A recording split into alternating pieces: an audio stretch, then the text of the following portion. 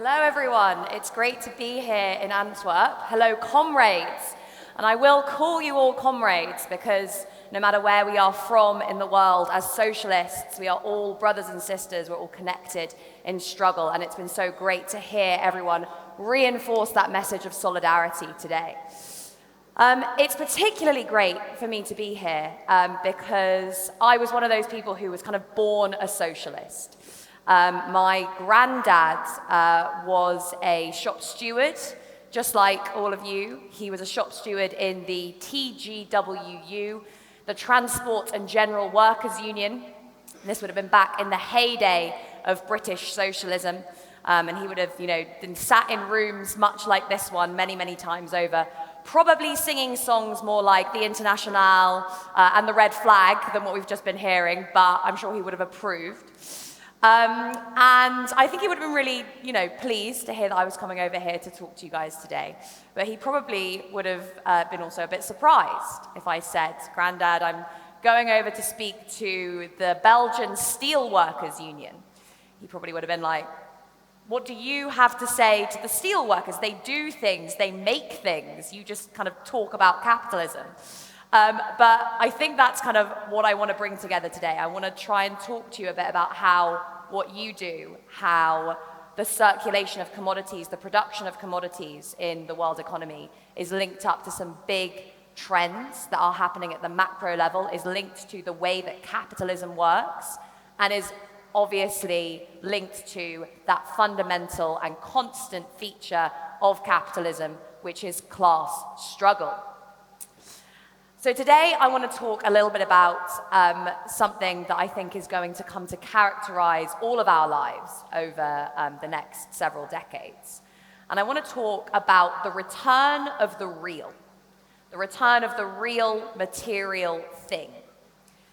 Because for a long time, for kind of, probably decades now, at least since the kind of the 90s, it's felt as though all the action in our economy has been taking place at the level of the immaterial, at the level of kind of what Marx would have called fictitious capital. It's, bankers moving numbers around spreadsheets or, tech billionaires building empires on the back of ones and zeros. And that's how we got the financial crisis of 2008. If you think about it, nothing real happened in 2008. Nothing stopped moving on the ground. It was just that some people realized that they owed some other people money, and they didn't really know how they were going to pay that money because the people who owed them money weren't going to pay them that money. So these kind of imaginary contracts all broke down. Things stopped moving around on balance sheets. Today, things are stopping moving around in the real economy. And over the last 10 years, when we've had that boom in the fictitious economy, in the immaterial economy, it's had an impact on the labor movement. You guys all will have seen this. I mean, you're all experienced shop stewards. I don't know how many of you think that you would be able to organize a room full of bankers. I can't imagine it would be a particularly easy task. They're all competing against each other. Who would they be organizing against? That move towards financial and professional services, towards the tech economy, it's made it harder to organize. The services sector that has emerged around that on the ground, hospitality workers, retail workers, they're much harder to organize. Even in manufacturing, globalization has seen jobs spread all around the world.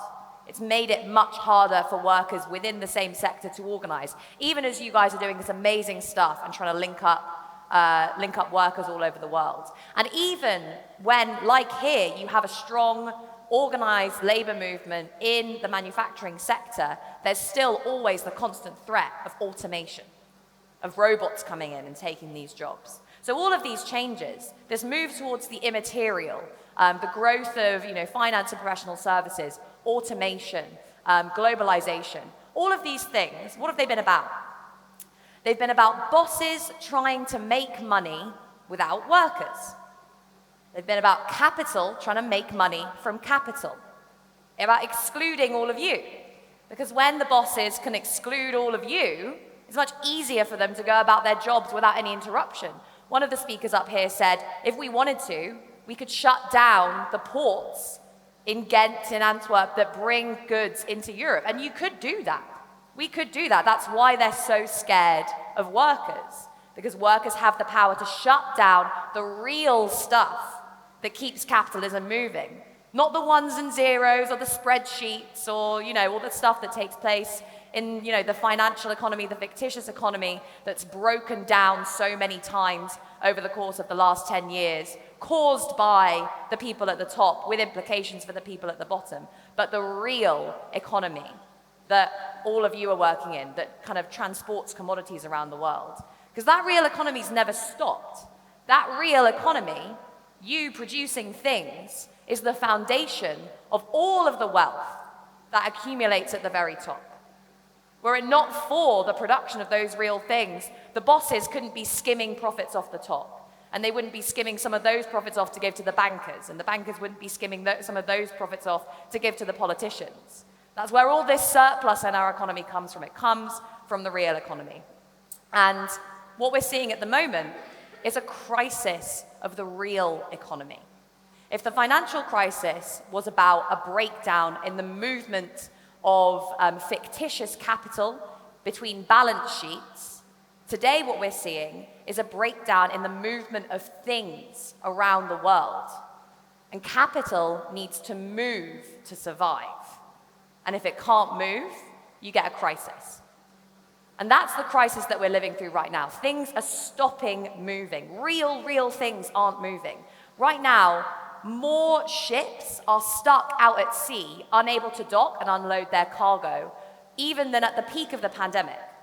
And at the peak of the pandemic, that was a record number of ships that had been unable to dock and leave and unload their cargo at ports all around the world. And if you just think about how complex that supply chain is that links up the global economy, it's incredibly complicated. We have these huge mega ships that run through shipping lanes that are the veins and arteries of the world economy. These things have been invisible for a long time because we haven't been talking about things as boring as shipping. We've been talking about, financialization and globalization and how we don't really need to produce stuff anymore. We don't need workers anymore. We don't need to move things anymore. We can just take care of ourselves by moving numbers or moving ones and zeros. But we've now seen quite how untrue that is. The real is back. The shipping crisis, that is what is feeding into this massive cost of living crisis that we're facing today. During the pandemic, we also had a breakdown in manufacturing. Factories could no longer produce things. They were shut down because of COVID. And that is what brought us these massive crises that we saw, reflected all around the world. So this breakdown in the global shipping system, in the veins and arteries of the world economy, what's that bringing us? It's bringing us shortages. What does shortages bring with them? Shortages bring with them inflation. And what does inflation bring with it? Inflation brings class struggle. Because what is inflation? Inflation is a struggle over who is going to pay the costs for rising prices. If you think about the cost of living crisis that we're going through today, in the US and the UK, the parts of the world economy that are perhaps most integrated within this network of globalization, very dependent upon imports, inflation is running at 7-8%. That's really high. Now, it might not quite have hit Europe yet, but it's coming. Because, I just saw on my phone a second ago, I got a notification that said world food prices, here we go, are up 13%. 13% world food prices. Now, imagine that. That is, for a lot of people all around the world, they spend 50-60% of their incomes on things like food, necessities, fuel. That's gone up 13%. Our politicians are here saying, well, it's all about the war in Ukraine, right? There's a war, we have to express solidarity. That means all of you are going to have to make sacrifices. And it's always everyone else that has to make sacrifices for the sake of wars that are fought by men like Putin. Putin is saying to his people, we're at war, so you're going to have to make sacrifices. All over the world, these leaders are telling their people, you're going to have to make sacrifices. Yet, over the course of the pandemic, the world's 10 richest men doubled their fortunes. We've seen the biggest increase in billionaire wealth over the course of the pandemic on record. Just up the road, actually, in the Netherlands, Jeff Bezos is building a super yacht. And he built his super yacht, and he said to the mayor of a Dutch city, I need to move my super yacht. I'm going to need you to dismantle this historic bridge that was bombed by the Nazis. So the mayor takes the bridge apart so that Jeff Bezos' super yacht can pass through. And that really just shows us who runs this world system, whose interests it's run in.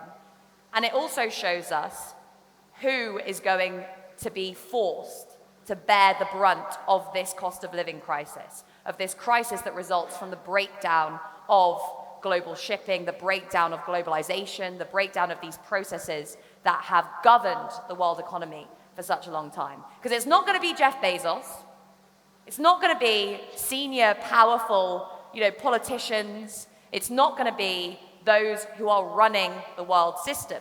It's going to be workers. They're going to say again and again and again, workers are going to have to pay the cost of this crisis. If they don't say it actively, then they'll say it passively. They'll say, I'm sorry, we can't afford to increase your social security payments because, inflation is too high, or this is too high. Or we can't afford to increase your wages, you'll have to just make do as is. And of course, you're not making do as is because your rent's going up 10%, food prices are going up 10%. You're losing wealth when you're not getting wage increases in line with inflation. They're going to try and push the costs of this real crisis onto workers. But of course, it's times like this when the importance of workers and the importance of working class organization becomes much clearer. When was the last time that we saw inflation around the levels that they are today? It was the 1970s. In the US, the UK, this was the heyday of the labor movement. This was a point in time where, miners in my country, in the UK, were shutting down, not just the British economy, shutting down the world economy. They were saying, if you don't commit to saving our jobs, if you don't commit to giving us wage increases, the wage increases that we deserve, all of that money you're skimming off the top, all of that profit that you're making, that comes from our sweat, from our work, and we're not going to let you take more of what we've earned. So they shut down the economy. They were able to do so because the economy was based on something real. We had coal mining in the UK, and they shut that down. Think about 10 years later, how on earth would you go about, or 20 years later, how on earth would you go about doing that in an economy based on financialization and digitalization? How do you stop, the movement of gigabytes? How do you stop the movement of, bankers moving money around the world? It's much harder. And that is, of course, been designed. It's been done on purpose. They don't want workers to be able to shut things down. They want to be able to take care of everything themselves. But that's why this crisis is so important and so interesting and so transformational, because the real is back. The real economy is back in the spotlight. The things that you do, the things that you produce, they're getting more expensive. There are shortages of commodities, of goods and services, and that's going to be reflected, but for everyone when they go to the shops, when they look at the amount that they're paying in rent. A financial crisis, it's often quite difficult to see how that's going to affect your life as a worker. You see, banks are blowing up, and then a year later, unemployment goes up, and then a year after that, there's a debt crisis, and a year after that, there's another crisis. But right now, when, things stop moving, when ships can't dock, when workers can't go to work, that's immediately there in terms of the prices of the stuff that you buy on the shelves. People can see that. And when you have prices rising, when you have people unable to heat their homes, unable to feed their families, at the same time as you've got billionaires building super yachts, billionaires making huge amounts of money, not paying their taxes, by the way, or, billionaires able to kind of move huge sums of money all around the world through tax havens that are connected to Europe, to the UK, often evading sanctions. We've seen it's very, very, why is it so easy for Putin and his cronies to evade the sanctions that the West is trying to impose on them? Why have people like Roman Abramovich, all of these oligarchs, why are they not knocking on Putin's door saying, they've taken all my money, they've frozen all my assets, you need to stop this war? Because of the financial networks that we've set up to allow our billionaires to evade tax. the yachts that you see in ports all around the world are owned by these Russian oligarchs. They're owned by shell companies that exist in Panama, whose beneficial owner is a trust that's incorporated in Liechtenstein, whose finances are managed by a bank in London, and all the way at the end of that chain, maybe you're able to find the ultimate beneficial owner, but probably not. Those are the complex, chains that have governed the global economy up to now. And it's not those chains that are being interrupted right now. The chains that are being interrupted are the ones that bring goods and services to you.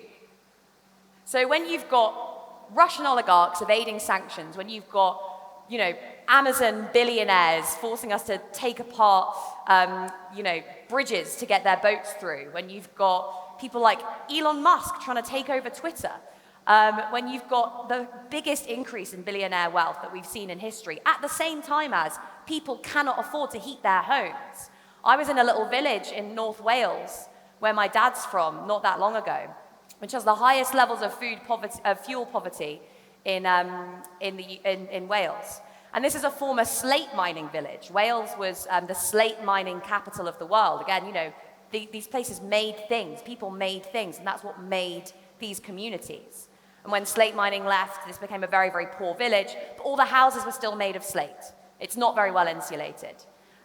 And these people are literally unable to heat their homes. At the same time as there's a multi-million-pound energy company that is producing hydropower based on the water that's flowing down the mountains, literally just up the road from them.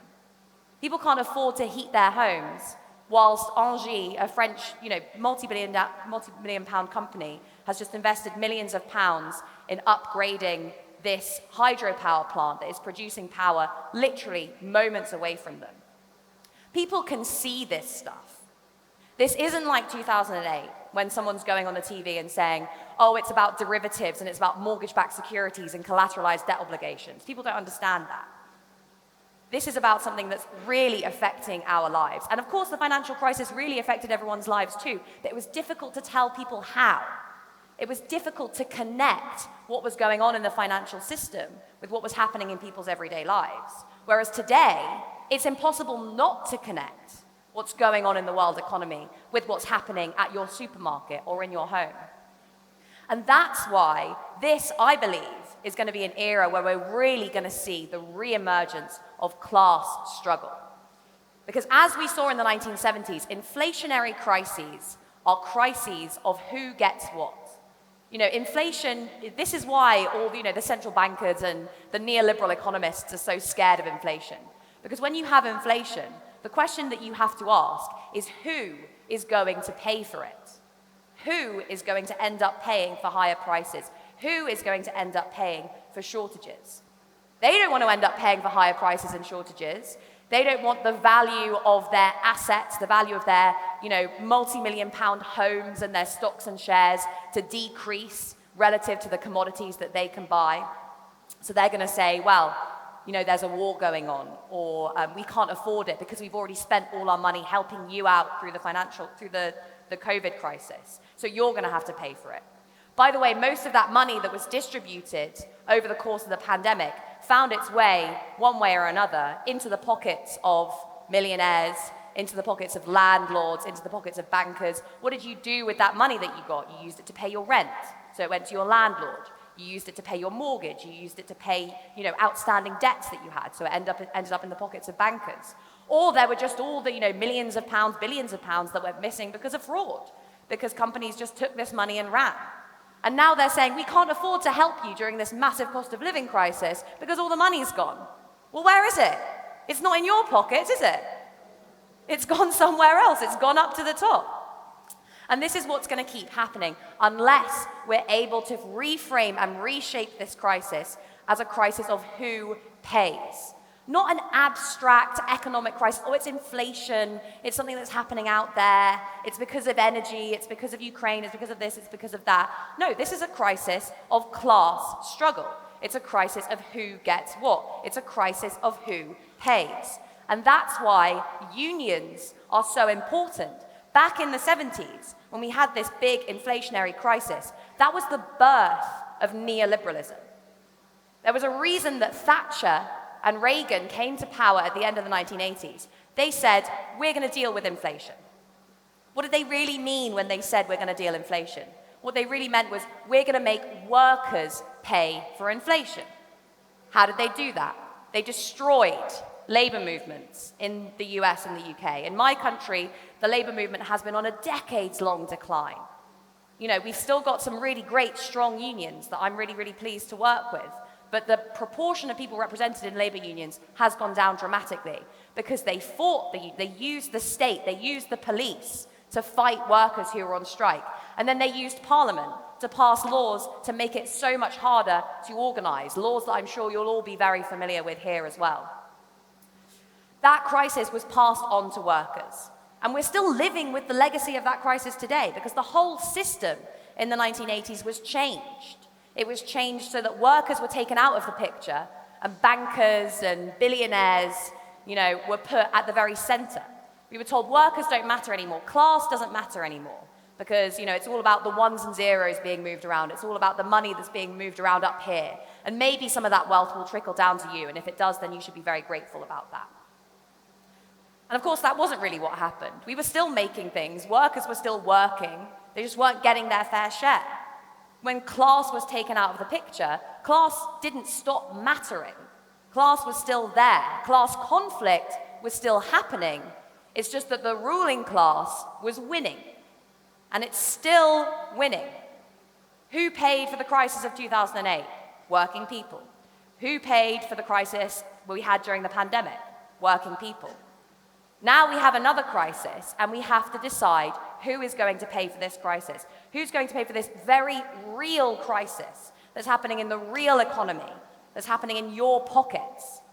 It's not going to be working people again. It's not going to be working people again because people are going to organize.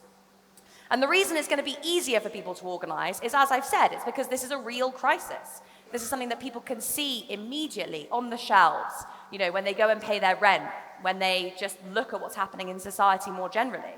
They're not going to stand for it. People aren't going to stand for watching food prices go up 20% while billionaires are sitting there creaming money off the top and refusing to pay their taxes. This, I think, is going to be a transformation of the kind that we last saw during the 1970s, when we had the birth of neoliberalism, we had the birth of that anti-worker movement. So the question that we have to ask ourselves today is what is going to come out of this crisis? Because we are at a transition point. We are at a moment where things are really going to change. The question is, in which direction will they change? Now, I'm a Marxist, so I look at the big dynamics that shape global capitalism. And Marxists are often criticized for saying, well, you know, ultimately there will come a point where capitalism will destroy itself and then the workers will take control and then we'll get socialism, and that's just inevitable. Now, I don't ascribe to that view because what I think is really important in mediating and shaping the development of capitalism is moments like this.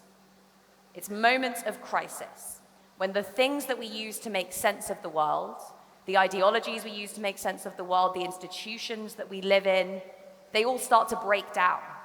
And when those institutions and those forms of stability start to break down, the human imagination can open up. And we start to be able to envisage a world beyond the one that we have now. We start to be able to envisage a world beyond capitalism.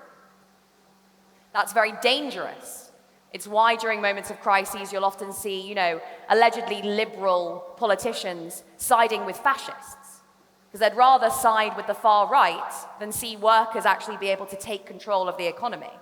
We've seen that many, many times throughout history, and we're in danger of seeing that moment happen again.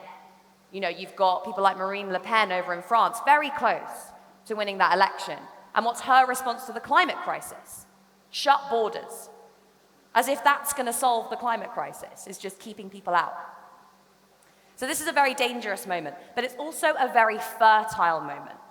It's a moment of huge possibility, because it's very obvious what's happening in our economy right now. It's very obvious the class dynamics that underpin global capitalism all the time have become very, very clear. You know, there are a certain number of people who are suffering, and there are a certain number of people who are succeeding. There are a certain number of people who are getting rich off the work of everyone else. And that is why the labor movement is so, so, so important today.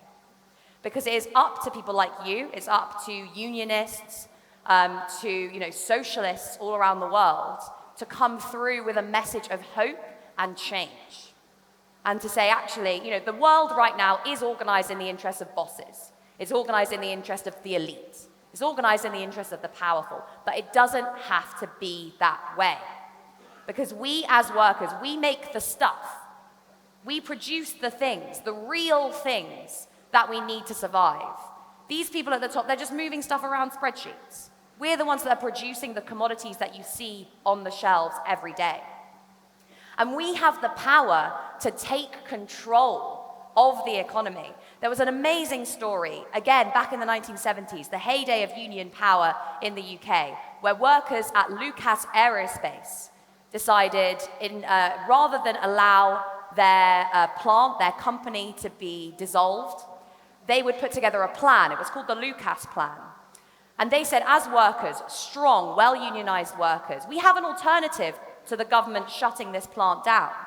Why don't, instead of manufacturing weapons, instead of manufacturing things that don't really have any use other than to governments who want to blow each other up, let's manufacture things that are socially useful. And all the workers in that company came together and they pitched ideas. They say we can make kidney dialysis machines. We can make things for sustainable energy. And they put together this amazing plan as to how these resources could be reorientated away from profit and towards public purpose. Naturally, they were crushed. Naturally, that didn't end up happening. And Lucas Aerospace was sold off and ended up being, part of it is now Raytheon Technologies, one of the biggest US defense contractors. And it's an exploitative and, horrendous company that is, responsible for all sorts of atrocities all over the world. But there was that moment when workers nearly got there. They were nearly able to take control of the means of production within that sector and run it democratically for social good, for public purpose. Today, the labor movement has the chance to do something like that again. We have a series of crises that we have to deal with. So we've got the cost of living crisis, number one. We've got the climate crisis. We have a crisis of representation, a crisis of democracy.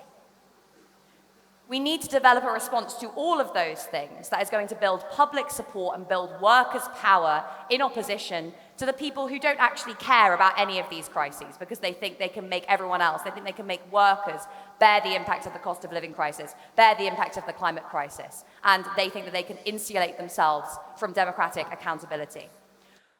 Trade unions need to be at the forefront of organizing for a global Green New Deal that says, how do we get out of this crisis? How do we get out of this crisis? We come together, we use the resources that we have collectively to create jobs, good, well-paid, unionized jobs in sustainable energy that solves the climate crisis, that removes the threat of geopolitical tension that comes from our dependence, not just on Russia, but also on Saudi Arabia, by the way. My Prime Minister, Boris Johnson, went over to Saudi Arabia the other day to beg for oil a few days after the Saudi Arabian government had executed 81 people in the biggest mass execution in history. We need to get off our dependence on fossil fuels. We need to create jobs. We need investment. We need a new deal for working people, which says, actually, we want an economy, not that an economy that's oriented towards producing ones and zeros and moving numbers around balance sheets, and actually not an economy that's oriented towards moving stuff that we don't need around the world. A lot of those boats currently that are stuck at sea are literally, moving things that are purely existing for the profit of capitalists. We need an economy that is oriented towards producing stuff that we need for public good, producing stuff that working people need with good wages, with good benefits, with good security, and at a good price.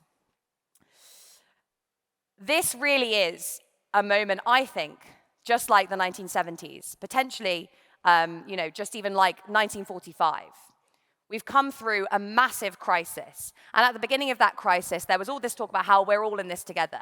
But it's become very, very clear that that isn't true.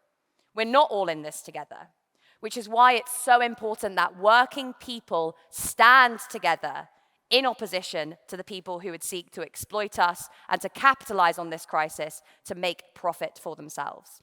Thank you very much.